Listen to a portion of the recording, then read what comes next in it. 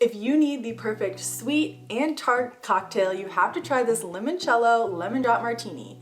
It only requires 4 ingredients and it's gonna be perfect to sip on all summer long. Don't forget to subscribe for even more cocktail recipes.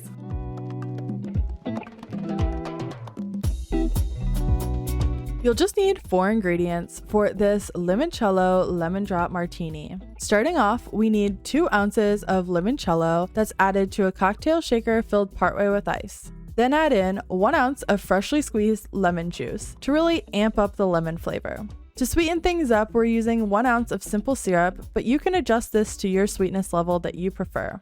And finally, add in ½ ounce of vodka. Once everything's in the cocktail shaker, shake that up for about 15 seconds until everything is really well chilled. Next, grab your chilled martini glass and double strain this cocktail to make sure that there aren't any ice chips. Finally, you can garnish with a lemon wheel for a beautiful finish to this cocktail. The full recipe along with tips and tricks will be linked in the description below.